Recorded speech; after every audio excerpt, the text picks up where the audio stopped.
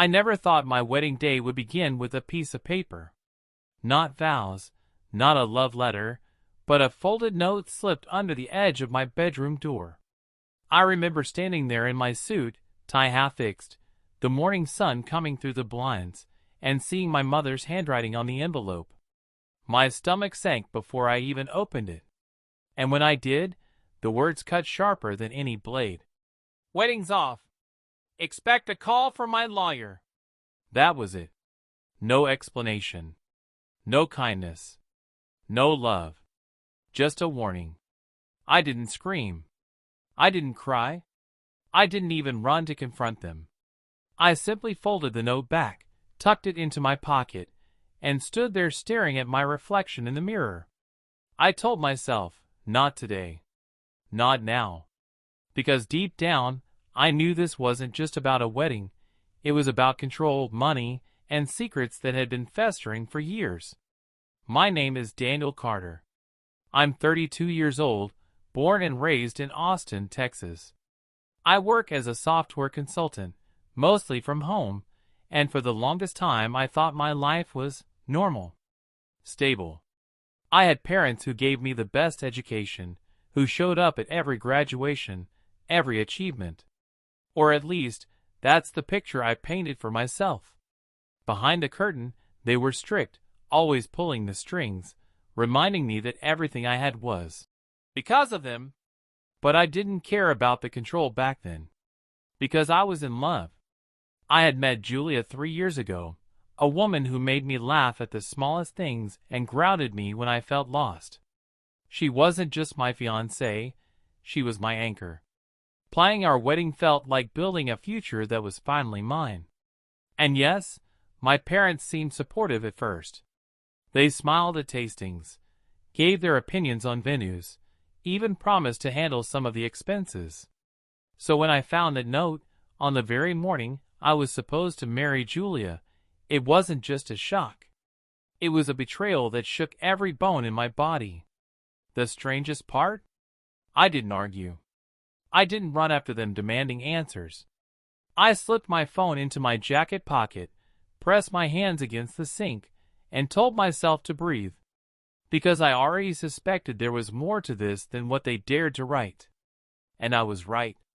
48 hours later, every secret they tried to bury came crashing down in a way no one, least of all my parents, ever saw coming. Growing up, I used to believe my parents were the kind of people everyone envied. My father, Michael Carter, was a respected attorney in Austin. My mother, Patricia, had a reputation for being the perfect hostess, always polished, always in control of every detail. To outsiders, we looked like a well-off, picture-perfect family. Big house, private schools, vacations to Europe. My friends used to tell me I was lucky.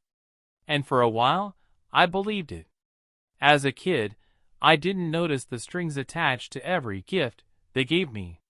A new bike came with a reminder that I should never disappoint them. A trip abroad was paired with lectures about behaving properly to maintain the Carter family's reputation.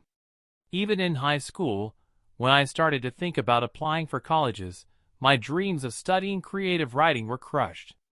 My father didn't even look up from his desk before saying, "Writers starve. Lawyers succeed. You'll thank me one day." So I followed his path, at least partly. I studied computer science because it was technical and respectable enough for him. I made a good living, bought my own place, and convinced myself that maybe this was just how families worked. Parents had expectations, and kids fulfilled them. But then Julia came into my life. We met at a friend's barbecue, of all places. She was laughing at a joke I hadn't even heard, and when I finally introduced myself, she shook my hand like she'd known me forever. Julia wasn't flashy. She wasn't trying to impress anyone. She worked as a nurse, lived in a modest apartment, and valued experiences over material things. For the first time, I felt like I could be myself. No pretenses, no masks, no rehearsed lines to meet someone else's expectations. Being with her made me see how tightly my parents had been gripping the steering wheel of my life.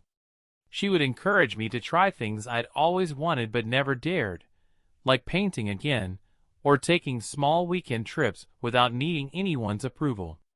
When we started talking about marriage, I felt both excited and nervous. Excited because Julia was everything I'd ever wanted.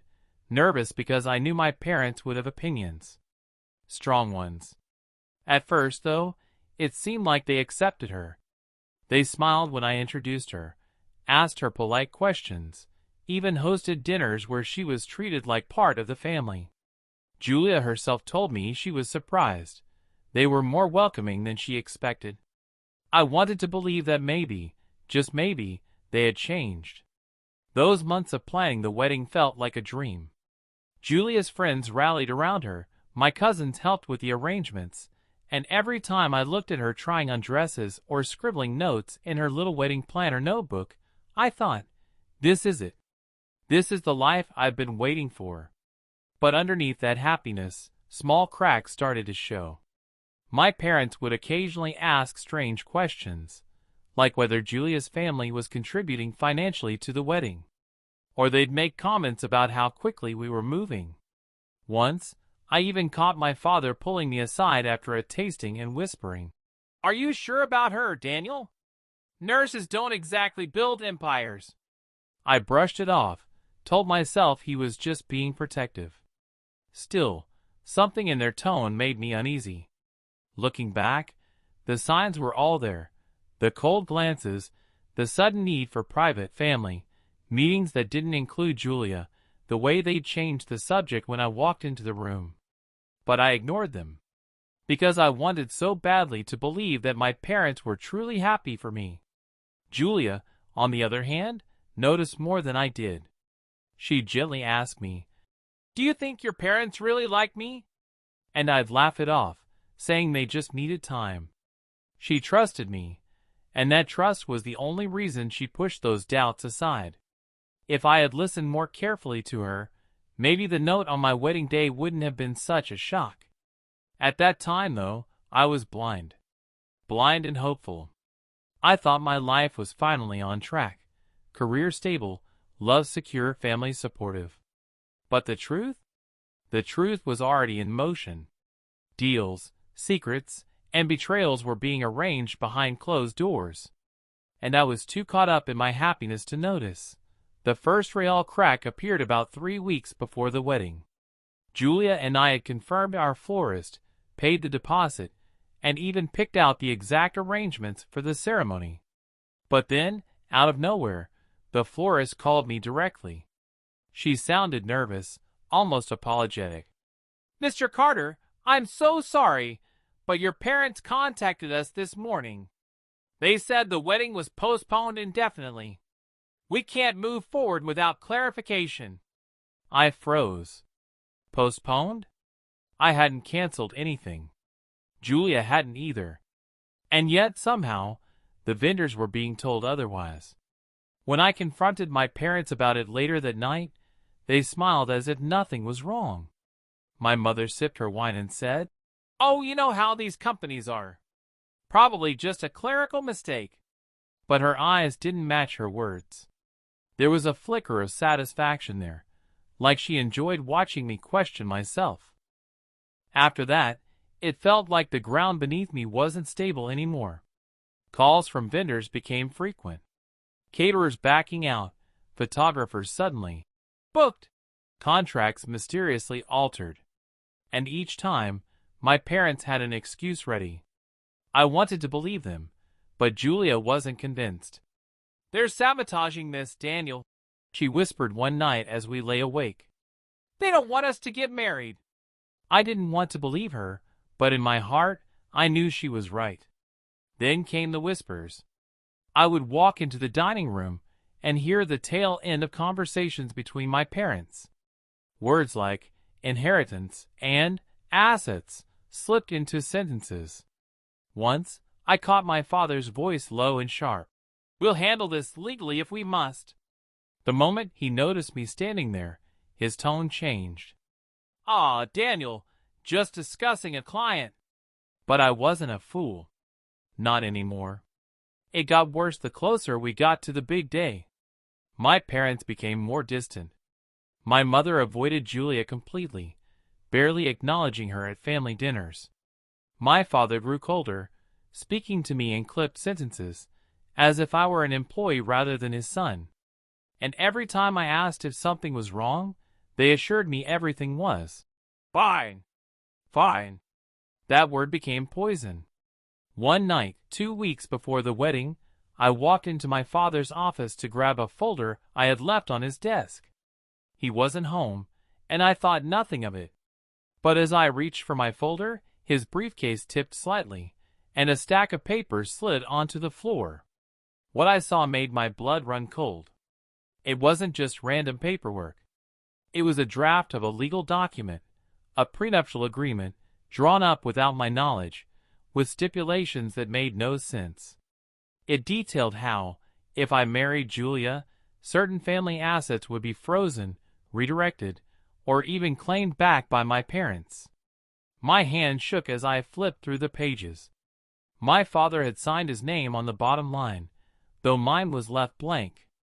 He wasn't asking me. He was planning to force me. I put the papers back before he noticed I had touched them. But from that moment forward, everything changed for me. I stopped trusting their words. I stopped believing their smiles. I didn't tell Julia right away. I couldn't, not yet. I needed to be sure. Instead, I started watching. Quietly, carefully, like a soldier waiting in enemy territory. I noticed when my mother's phone lit up at odd hours, her screen locked so tightly that even a glance at her notifications was impossible. I noticed when my father spent hours in the study late at night, whispering on calls he ended the second I entered the room. And then, one night, just 1 week before the wedding, it happened. At exactly 2:07 a.m., I woke up to the sound of buzzing.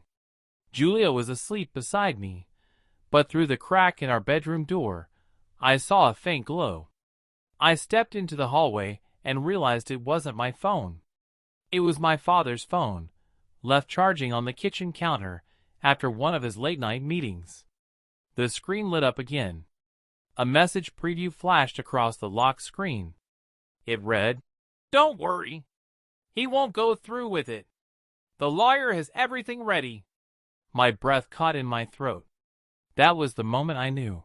That message on my father's phone played over and over in my mind like a broken record. "Don't worry. He won't go through with it. The lawyer has everything ready." Those words weren't just suspicion anymore. They were confirmation. My parents weren't confused. They weren't protecting me. They were plotting against me. I stood there in the dark kitchen, the cold glow of the phone screen on my face, and for the first time in my life, I felt like a stranger in my own family. My chest tightened, but I didn't wake Julia. I didn't want her to see me like that, broken, betrayed, humiliated. Instead, I slipped back into bed, stared at the ceiling, and told myself, this ends now.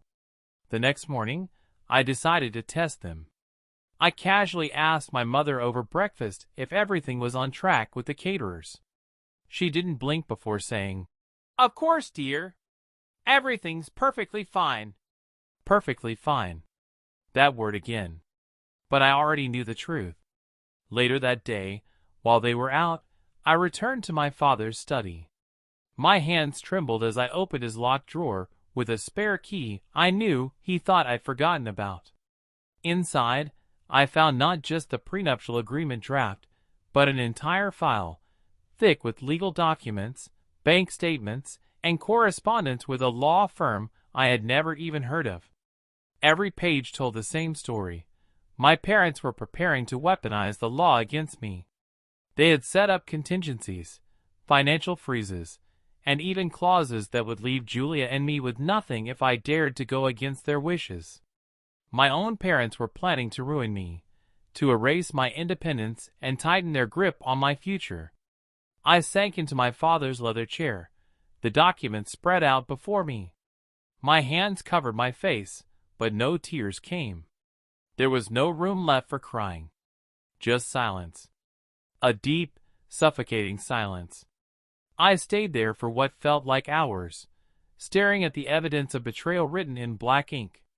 The boy who once begged for his parents' approval was gone in that moment, replaced by a man who had finally seen the truth for what it was.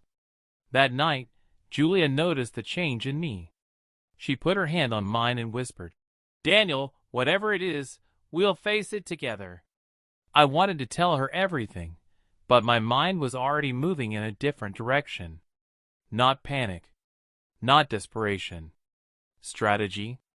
Because if there's one thing my father taught me by example, it's that control comes to those who plan in silence. So I looked Julia in the eyes and smiled faintly. "Don't worry," I said. "I've got this under control." And for the first time, I meant it. I didn't cry that night. I didn't scream, I didn't argue, and I didn't beg. I started planning. From that night forward, I lived a double life. On the surface, I was the same Daniel, smiling, calm, polite around my parents.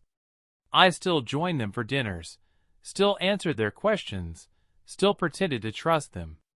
But behind that mask, I was documenting everything. Every lie, every contradiction, every piece of evidence they carelessly left behind. I bought a small black notebook and started keeping records.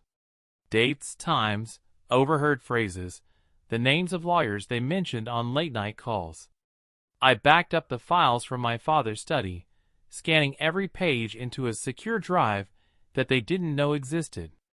I even recorded snippets of their conversations when they thought I wasn't listening. Julia noticed the change.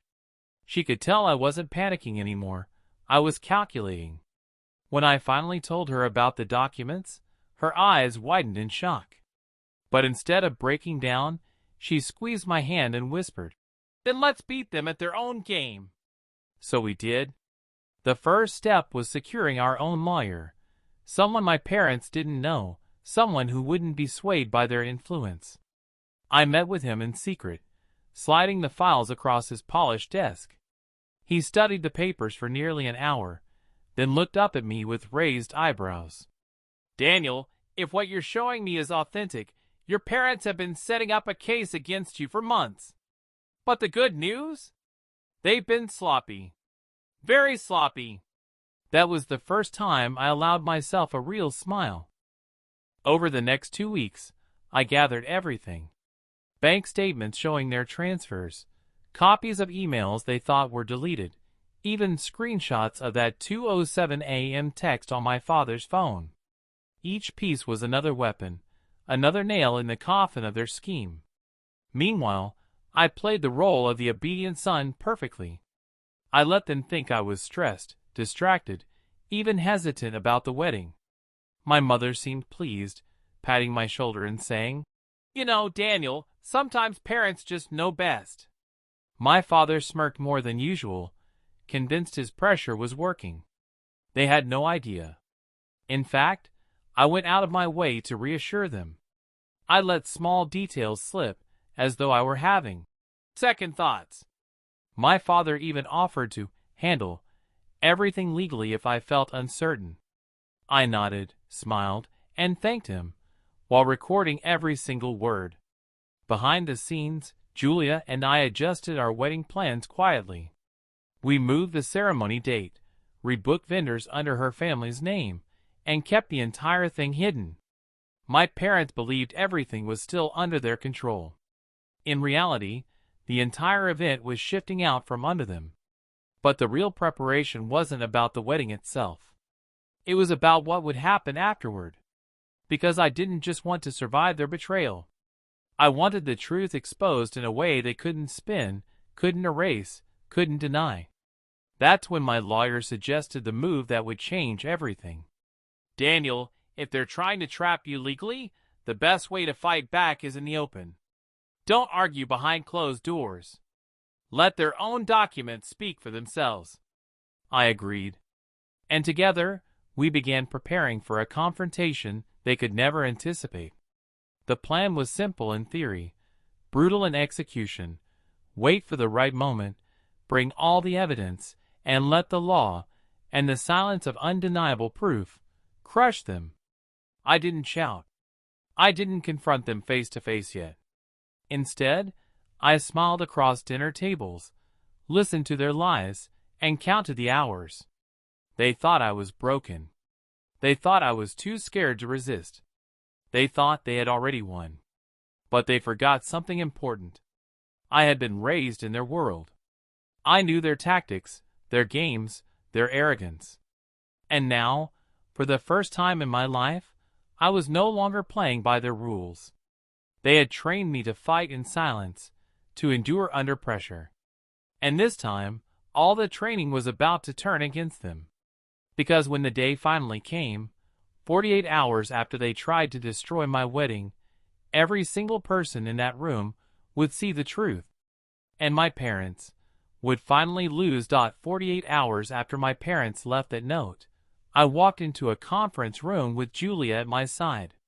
The long mahogany table, the stack of folders, the quiet hum of the air conditioning, it all felt strangely calm, considering what was about to happen. My parents were already seated, smug expressions on their faces. My father leaned back in his chair, his lawyer beside him, a man in a gray suit I had never seen before. My mother didn't look at me directly. Instead, she glanced at Julia with thinly veiled disdain, as though she were a stain on the family name. "Daniel," my father said smoothly, "I'm glad you finally came to your senses. We can resolve this quickly and quietly." I didn't answer. Instead, I placed my briefcase on the table, clicked it open, and slid a thick stack of documents across the polished wood. My lawyer, sitting to my left, leaned forward with a calm smile. "Mr. and Mrs. Carter," he said, "before we discuss any so-called resolutions, I think it's only fair we review some evidence." The room shifted instantly. My father's smirk faltered. My mother stiffened. Page by page, my lawyer revealed everything. The secret prenuptial draft, the altered bank statements, the midnight text messages. Each piece laid bare not just their manipulation, but their intent to strip me of everything. I watched as my father's face drained of color. He reached for the documents, but my lawyer stopped him. "These are certified copies. Originals are already filed with the court." Silence. Heavy, suffocating silence. Julia squeezed my hand under the table, her eyes never leaving my parents'. She didn't need to say a word. The truth was speaking for us. When the audio recording played, the one where my father assured my mother that he won't go through with it, the lawyer has everything ready, the entire room froze. His voice, his words, undeniable. My father tried to recover, clearing his throat. This is taken out of context." But the damage was done. His lawyer shifted uncomfortably, whispering something under his breath. My mother's hand trembled as she pressed it against her pearls, her mask of control crumbling. For the first time in my life, I saw fear in their eyes. And I didn't raise my voice. I didn't insult them. I didn't even ask why. I just sat there, calm and steady, while the walls they had built around their power collapsed. When it was over, my lawyer closed the folder and said simply, "Any further interference in Daniel's personal or financial affairs will result in immediate legal action. Consider this your final warning." I stood up, buttoned my jacket, and looked directly at my parents. "You wanted control. You wanted to break me. But you forgot one thing. Truth doesn't belong to you." Then Julia and I walked out, leaving them behind with their silence, their shame, and their shattered plan. Outside, the Texas sun hit my face. For the first time in years, I felt free, not because I had beaten them, but because I had finally stopped playing their game. They had tried to use lawyers, lies, and fear to cage me. But in the end, their own weapons had turned against them. And that was the moment I knew they could never control me again. It's been months since that day in the conference room, but I still remember the look on my parents' faces when the truth finally cornered them. It wasn't anger that I saw, it was fear. Fear of losing the control they had clung to for so long. Julia and I went ahead with our wedding, but we did it differently. No grand ballroom, no extravagant guest list, no endless speeches about family legacy. Instead, we chose a small garden ceremony with only the people who truly loved us. Julia walked down the aisle in the sunlight, her smile steady and warm, and as I took her hand, I realized something important. Happiness doesn't come from approval. It comes from freedom. My parents didn't attend. They didn't send flowers, didn't call, didn't apologize. And you know what? That was fine. For the first time, I understood that their absence wasn't a loss. It was a gift. Life has been quieter since then.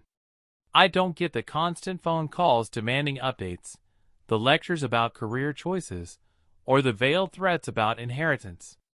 Instead, I wake up next to a woman who believes in me, who chose me not for money or image, but for who I am. That's worth more than every dollar they ever tried to hold over my head. Sometimes I think back to that note they left me. Wedding's off. Expect a call from my lawyer. At the time, it felt like the end of everything. But now, I see it differently. That note wasn't the end. It was the beginning. The moment I stopped living under their shadow and started building my own life. Do I wish things had been different? Of course. A part of me still wishes my parents could have been there on my wedding day, smiling not because of control, but because of love. But we don't get to choose the lessons life gives us. We only get to decide what we do with them. And I chose freedom. They tried to take my future with ink and paper, but all they really did was set me free. So if there's anything I've learned, it's this: blood may tie you to people, but it doesn't define your worth. Love, trust, and respect, those are earned.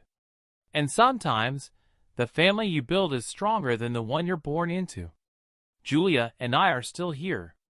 Still together. Still building a life that's ours alone. And as for my parents, they can keep their lawyers, their contracts, and their empty threats. Because I finally know the truth.